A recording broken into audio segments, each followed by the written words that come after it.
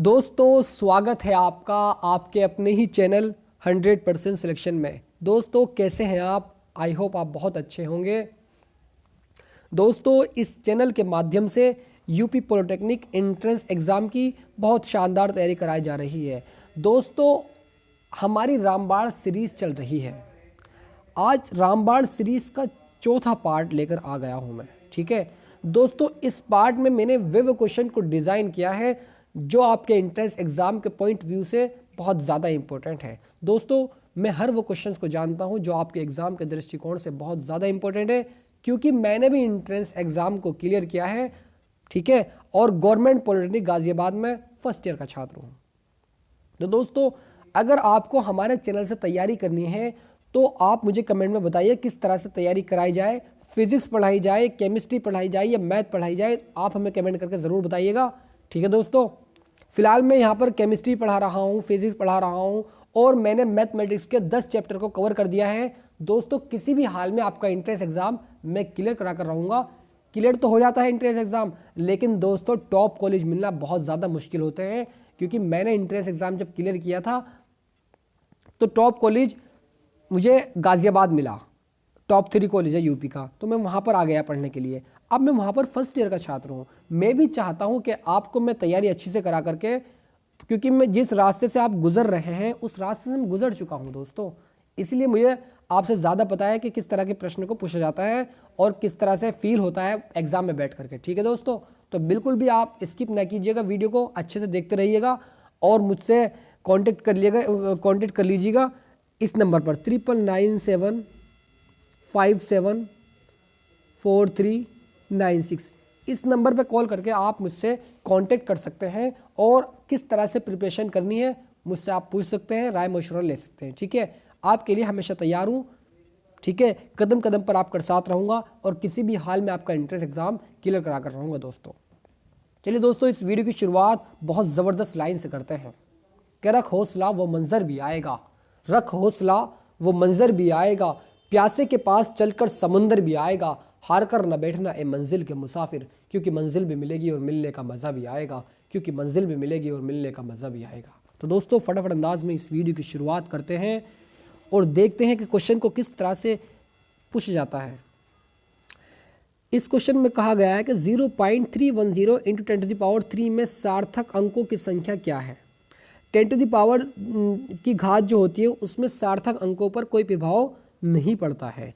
अब यहाँ पर 0 पॉइंट दशमलव के बाद, यानी अगर दशमलव से पहले 0 आता है और दशमलव के बाद जितने भी अंक होते हैं 0 को छोड़ करके, अगर दशमलव के बाद ठीक बाद 0 होता है उसको छोड़ करके जितने अंक होते हैं वो काउंट होते हैं। ठीक है, अभी यहाँ पर 0 दशमलव के बाद नहीं है, तो यहाँ पर 3 इसके सार्थक अंक हैं, यानी option number B is the correct answer. 2011 में क्वेश्चन पूछा जा चुका है दोस्तों। नेक्स्ट क्वेश्चन, कार्य का सीजीएस मात्रक क्या होता है। कार्य का सीजीएस मात्रक अर्घ होता है, ये बात भी आप हमेशा याद रखेंगे, 2013 में क्वेश्चन पूछा जा चुका है।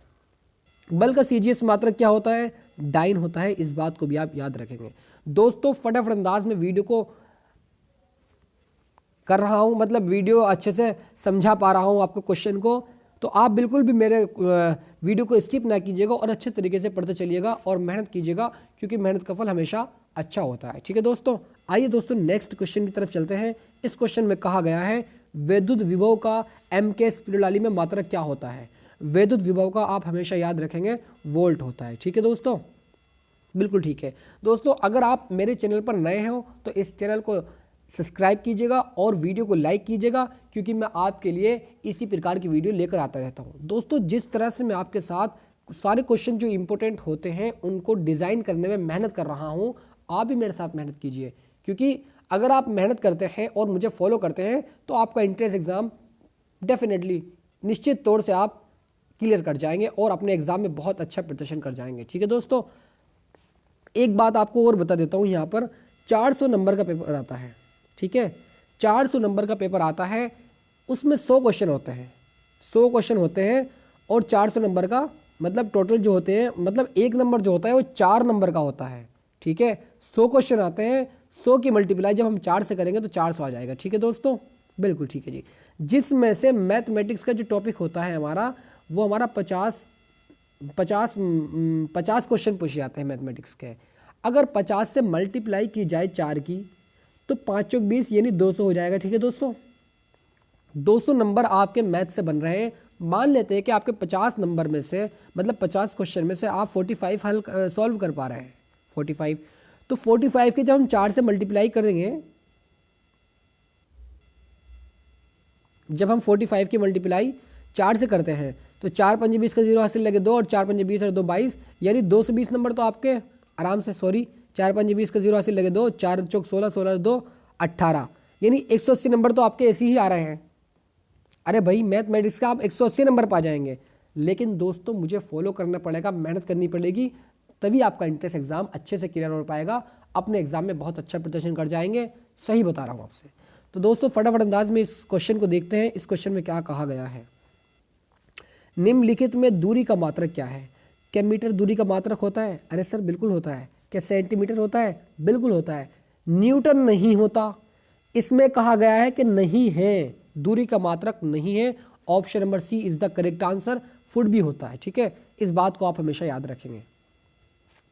नेक्स्ट क्वेश्चन, एक पिंड के द्रव्यमान की माप 3 व्यक्तियों द्वारा 3000 ग्राम, 3 किलोग्राम तथा 3.0 × 10³ ग्राम बताई गई। इनमें से सबसे शुद्ध जो माप है वो कौन सी है, ये पूछा गया है। ऑप्शन नंबर यहाँ पर दिया हुआ है मैं 3000 ग्राम, जो है ये बिल्कुल शुद्ध है एकदम। ठीक है, option number is the correct answer.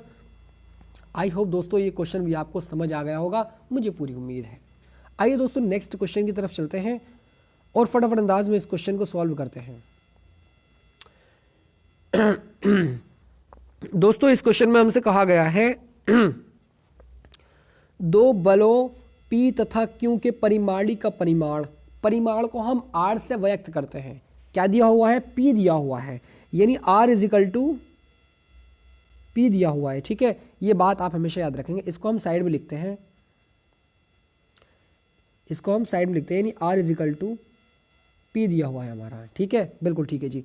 यदि P को 2 गुना कर दिया जाए तो परिणामी Q के साथ कितने डिग्री का कोण बनाएगा। ये तो बात की बात है, पहले तो इससे ही निपट लेते हैं, यहाँ से यहाँ तक इससे ही निपट लेते हैं पहले, क्योंकि कह रहा है कि दो बल P और Q के परिमाण जो है वो P है। हम जानते हैं कि परिमाण वाले जो हमारा फॉर्मूला होता है वो होता है R² =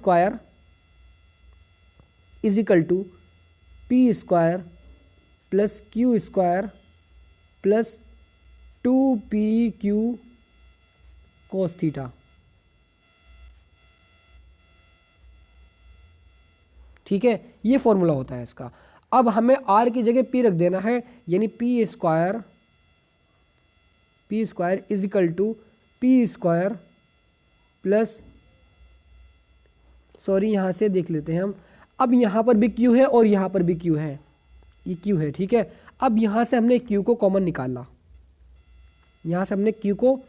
निकाला, तो यहाँ बचेगा Q + 2P cos θ। ठीक है दोस्तों, बिल्कुल ठीक है जी, यहाँ तक क्लियर है, बिल्कुल क्लियर होना चाहिए।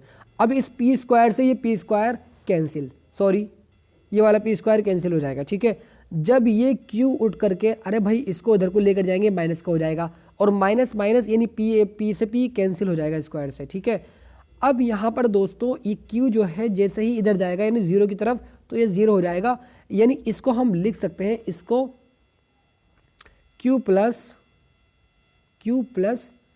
2P cos θ = 0। बिल्कुल लिख सकते हैं सर, बिल्कुल लिख सकते हैं जी। अब यहाँ पर दिया हुआ है, देखिए, यदि P को 2 गुना अगर कर दिया जाए तो परिणामी Q के साथ कितने डिग्री का कोण बनाएगा, ये हमसे पूछा गया है दोस्तों। अब हम जानते हैं दोस्तों tan α का जो फॉर्मूला होता है, ये वाली वैल्यू आप याद रखेंगे, ये वाली वैल्यू सारे को मिटा करके इस वैल्यू को हम लिख देते हैं Q + 2PQ cos θ। Q +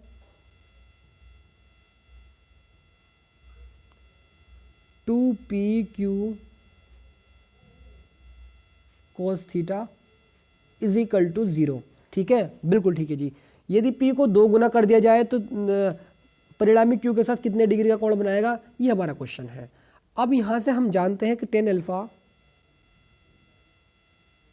= 2p sine theta upon q plus 2p cos theta, 2p cos theta.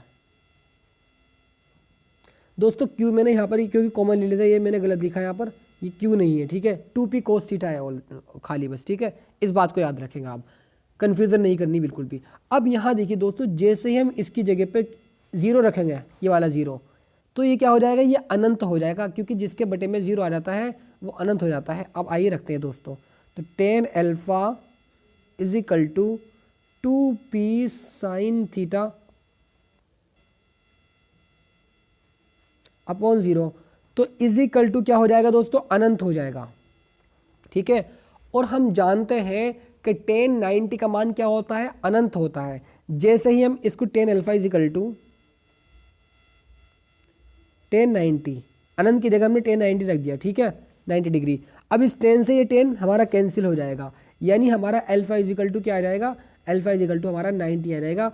Option number है इज द करेक्ट आंसर। दोस्तों कॉन्सेप्ट समझ आया कि नहीं? अगर आया हो तो बहुत अच्छी बात है, कमेंट में ज़रूर बताइएगा, ठीक है। आई होप दोस्तों मुझे उम्मीद है कि आपको ये क्वेश्चन अच्छे से समझ आ गया होगा, ठीक है, बिल्कुल ठीक है जी। क्या किया हमने, कुछ नहीं किया, अरे हमने यहाँ पर दो बलों का जो परिमाण P और Q है, हमारे परिमाण दिया हुआ P, ठीक है, P दिया हो, यदि P को 2 गुना कर दिया जाए तो हम जानते हैं कि tan alpha equal to 2p sine theta upon q plus 2p cos theta होता है, ठीक है, बिल्कुल होता है। अब हमने यहाँ पर 0 निकाल रखा है इसका मान, इस पूरे का मान, तो हमने यहाँ पर 0 पुट करा, और जैसे हम 0 पुट करेंगे यहाँ पर ये अनंत हो जाएगा, और tan 90 का मान अनंत होता है, इनफाइनाइट। इस tan से tan cancel, alpha is equal to 90 degree. Option number is the correct answer. दोस्तों बहुत फटाफट अंदाज में इस क्वेश्चन को सॉल्व करना है, क्योंकि मैं आपको समझा रहा हूँ इसलिए देर लग रही है, वरना यह सेकंड का क्वेश्चन है, ठीक है। आइए दोस्तों नेक्स्ट क्वेश्चन की तरफ चलते हैं। आई होप दोस्तों ये क्वेश्चन समझ आ गया होगा। इस क्वेश्चन में कहा गया है कि 12 न्यूटन 5 न्यूटन के 2 बल हैं। मान लेते हैं कि एक बल जो है हमारा P है, P is equal to 12 newton, और Q is equal to 5 newton. 2 बल दिए हुए हैं, 2 बल अल्फा कोण बनाते हुए कार्यरत है, अल्फा कोण बनाते हुए कार्यरत है, और उनका जो परिणामी 13 न्यूटन है, यानी उनका आर दिया हुआ है हमें, आर कितना दिया हुआ है हमें, 13 दिया हुआ है, 13। इस बात को याद रखेंगे आप, ठीक है। अल्फा का मान पूछ रहा है, यानी हमसे थीटा का मान पूछ रहा है, यानी थीटा इज इक्वल टू क्या होगा, ये हमसे पूछा गया है। तो बिल्कुल वेरी सिंपल दोस्तों, हम जानते हैं कि R square is equal to P square plus Q square plus 2pq cos theta होता है, ठीक है, बिल्कुल ठीक है जी। कोस अल्फा यहाँ पर यूज़ करेंगे हम, क्योंकि अल्फा का मान पूछा गया है हमसे। अब यहाँ पर दोस्तों ये देखिएगा, आर का यहाँ पर आर का मान दिया हुआ है हमें, क्या दिया हुआ है, आर का मान 13 न्यूटन, और 13 का स्क्वायर करेंगे क्या आ जाएगा, 169 आ जाएगा। 169 is equal to P square, P कितना दिया हुआ है हमें यहाँ पर, पी दिया हुआ है हमारा 12 न्यूटन, 12 का स्क्वायर करेंगे 144 आ जाएगा, ठीक है, प्लस अब क्यू स्क्वायर, क्यू क्या है हमारा 5 न्यूटन, 5 का स्क्वायर कितना होता है 25, ठीक है, प्लस 2 पी का मान कितना है यहाँ पर, पी का मान यहाँ पर 12 है, ये रहा 12, और क्यू का मान कितना है 5 है, 12 पंजे 60 और 60 दूनी 120, यानी यहाँ पर आ जाएगा हमारा 120 कोस थीटा। यहाँ तक बात क्लियर है, बिल्कुल क्लियर होनी चाहिए। अब दोस्तों यहाँ देखिए 144 और 25 169 होते हैं, इस 169 से ये वाला 169 कैंसिल हो जाएगा, बचेगा क्या हमारा 120 cos theta is equal to 0, ठीक है, बिल्कुल ठीक है जी। तो यहाँ पर आ जाएगा 120 cos theta is equal to 0, बिल्कुल क्लियर होना चाहिए, ठीक है दोस्तों, यहाँ तक क्लियर होना चाहिए, कोई भी दिक्कत नहीं होनी चाहिए। अब हमें क्या करना है, जैसे हम इस 120 को उठा करके 0 के नीचे लेकर जाएंगे तो 0 हो जाएगा, यानी खत्म हो जाएगा, ठीक है, बिल्कुल ठीक है जी। यानी अब हो जाएगा ये cos theta is equal to 0। अब हम जानते हैं कि कोस 0 जो होता है वो कोस 90 का मान होता है, ठीक है, तो कोस 90 हम यहाँ पर लिख देंगे, कोस 90, ठीक है। अब इस कोस से ये वाला कोस कैंसिल हो जाएगा, थीटा इक्वल टू क्या आ गया हमारा 90। Option number D is the correct answer दोस्तों। आई होप दोस्तों ये क्वेश्चन समझ आ गया होगा। आइए नेक्स्ट क्वेश्चन की तरफ चलते हैं और फटाफट अंदाज में इस क्वेश्चन को सॉल्व करते हैं। इस क्वेश्चन में कहा गया है कि यदि दो बल सदिश के परिमाणी 6 न्यूटन तथा 8 न्यूटन है, परिमाणी जो है वो 6 न्यूटन और 8 न्यूटन है, और वे परस्पर लंबवत लगे हुए हैं, यानी लंबवत है तो यहाँ पर थीटा का मान हमें स्पष्ट कर दिया गया है कि थीटा का मान 90 डिग्री है, ठीक है। यानी पी का मान हमें दिया हुआ है यहाँ पर 6 न्यूटन दिया हुआ है, और क्यू का मान दिया हुआ है यहाँ पर हमारा 8 न्यूटन, ठीक है। और थीटा का मान दिया हुआ है हमारा, थीटा का मान दिया हुआ है 90 डिग्री, एक दूसरे के क्या है, लंबवत है। तो उनके परिणामी बल का परिमाण क्या होगा, आर का मान पूछा गया है। वेरी इजी दोस्तों, R square is equal to P का स्क्वायर क्या है, 6 का स्क्वायर 36 होता है, 36 लिख दिया, प्लस क्यू स्क्वायर 8 का स्क्वायर 64 तो 64 लिख दिया, P square plus Q square plus 2pq cos theta plus 2pq, यानी 8 छंग 48, 48 दूनी 2pq कोस थीटा ना, 2 इंटू पी क्या है हमारा 6 इंटू क्यू क्या है हमारा 8 कोस 90 इंटू कोस 90, ठीक है। इसको सही तरीके से यहाँ लिखता हूँ मैं कि R square is equal to 36 और 64 कितने होते हैं दोस्तों, 100 होते हैं, तो 100 लिख दिया हमने, ठीक है, बिल्कुल ठीक है जी। प्लस अब हम जानते हैं कि कोस 0 का मान जो होता है, कोस 90 का मान जो होता है, यहाँ देखिए कोस 90 का मान जो होता है वो 0 होता है। ये वाला 0 जो है इस पूरे को हम क्या कर देगा, ये 0 कर देगा, यानी प्लस 0। अब r is equal to root 100, क्या 100 किसी का रूट होता है, अरे सर बिल्कुल होता है, 10 का होता है। Option number C is the correct answer दोस्तों। तो option number C is the right answer. दोस्तों कैसा लगा प्रश्न, अगर अच्छा लगा हो और समझ आया हो तो लाइक कीजिएगा वीडियो को और चैनल को सब्सक्राइब कीजिएगा। नेक्स्ट क्वेश्चन दोस्तों, एकांक सदिश का परिमाण क्या होता है। एकांक सदिश का परिमाण एक ही होता है, ये बात आप याद रखेंगे स्टूडेंट। नेक्स्ट क्वेश्चन, निम्न राशियों में से कौन सी सदिश राशि नहीं है, कौन सी सदिश राशि नहीं है। गतिज ऊर्जा जो है वो सदिश राशि नहीं है, ये बात याद रखेंगे आप। नेक्स्ट क्वेश्चन, इस क्वेश्चन में कहा गया है कि P तथा Q परिमाण वाले दो सदिश के अधिकतम तथा न्यूनतम परिमाणी का परिमाण, अधिकतम तथा न्यूनतम के परिमाणी का परिमाण 3:1 के अनुपात में है। अब इस लाइन पर गौर कीजिएगा, इस लाइन पे क्या किया गया है।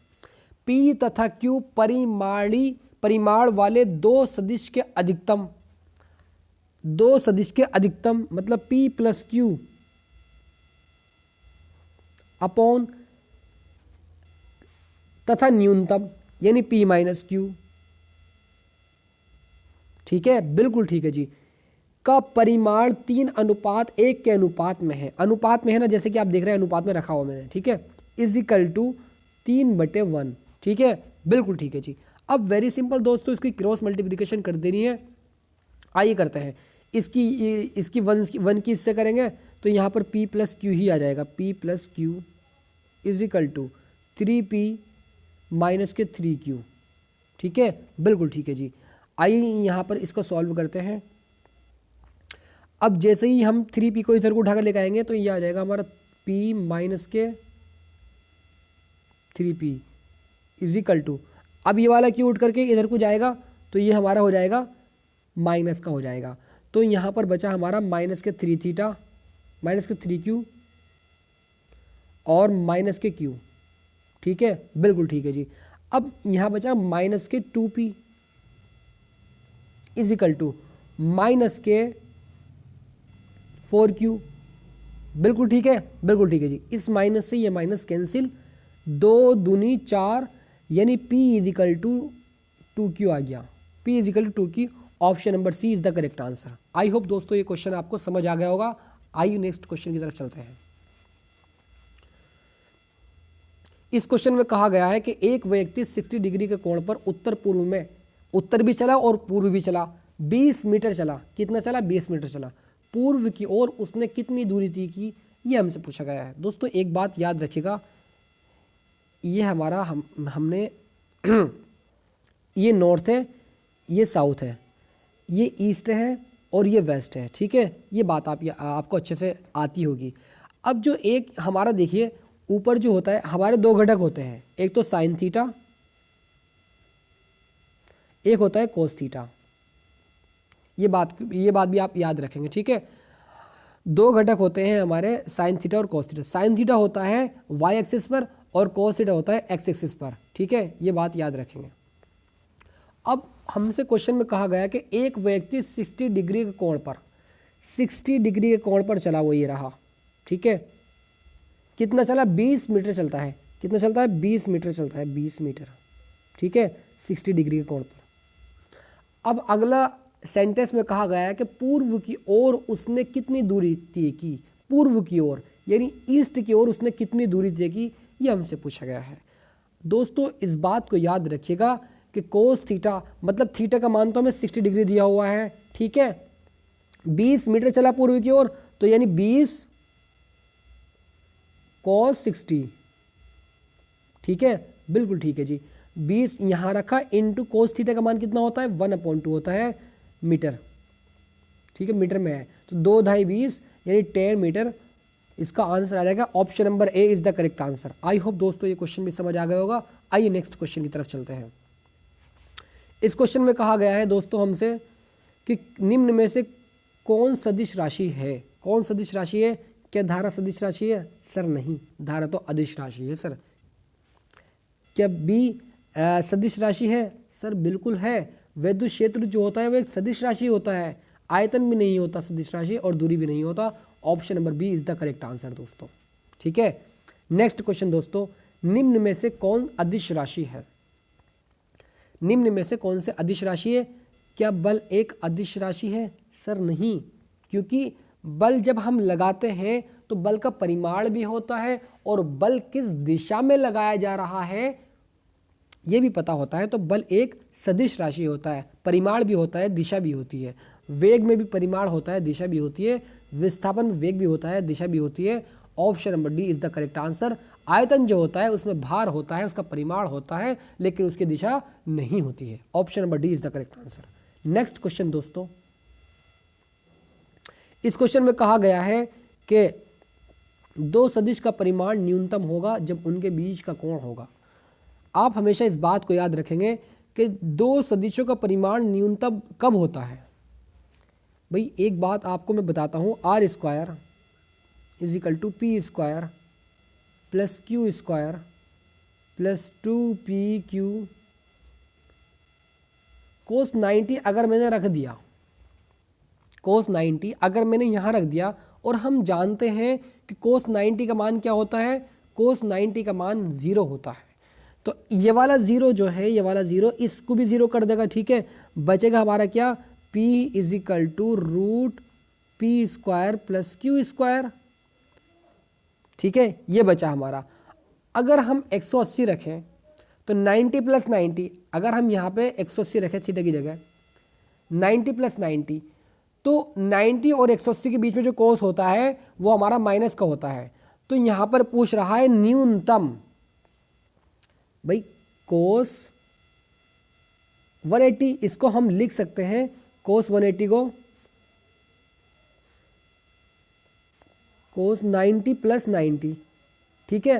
अब यहाँ से ये निष्कर्ष निकलता है कि 90 प्लस 90 यानी 90 और 180 के बीच में जो कोस होता है वो माइनस का होता है, 90 की वजह से चेंज हो जाएगा, यानी माइनस के sine 90, minus sine 90, sine 90 sorry sine 90 आ जाएगा, और साइन 90 का मान क्या होता है 1 होता है, यानी -1। इसका मतलब न्यूनतम आ रहा है ये।